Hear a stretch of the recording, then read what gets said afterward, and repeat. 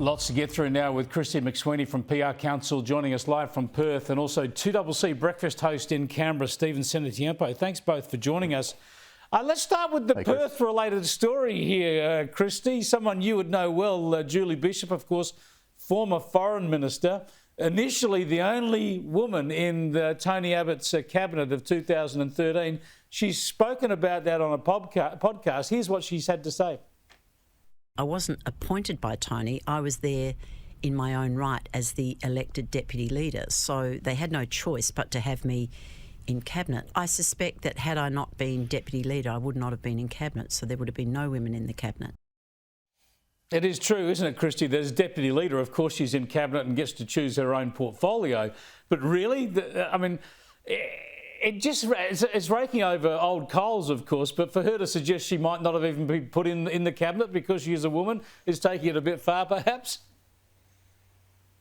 There's a lot of raking over old coals recently, isn't there, in regards to the cabinets of the Abbott, Turnbull and Morrison ministries, and we've all heard enough about it and wish people would just move on. I think this has been timed to come out in the media. Of course, Tony Abbott has made comments this week saying the Liberal Party needs more women. He has seen, with the hindsight and time moving on, that that's an appropriate thing to say. We'll never know if Abbott would have appointed Julie Bishop in her own right, because she is correct, being the deputy leader affords her that cabinet position and choice of portfolio. I will say that I do not think you can have a government ministry or cabinet with one female in it. Looking back on it with, 10, 11 years down the track, I just don't think that would be acceptable today, and it probably barely was then.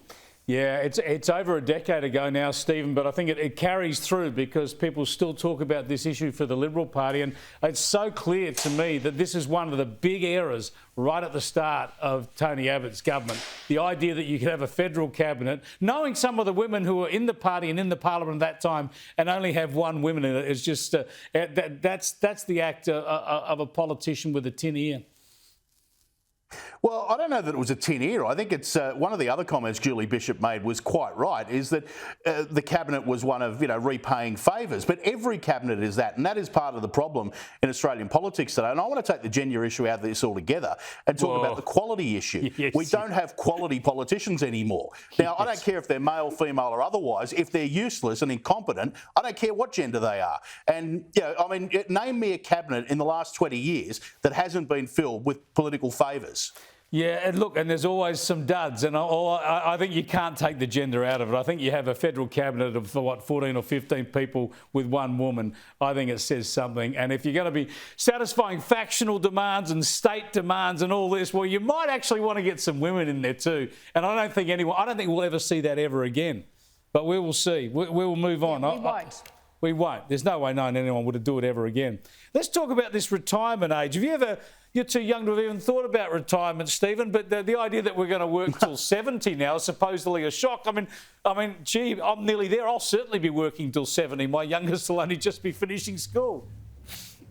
Well, if I win the $50 million on Oz Lotto tonight, I'm retiring tomorrow, just let me tell you. But no, look, the reality is that, I think we've got an ageing population, we've got a smaller tax base, people are going to be working longer. But the underlying problem here is, though, that there's been the argument when people talk about raising the retirement age, they say, well, what about labourers and people in physical jobs? The problem is we're discouraging people from taking up physical jobs anymore.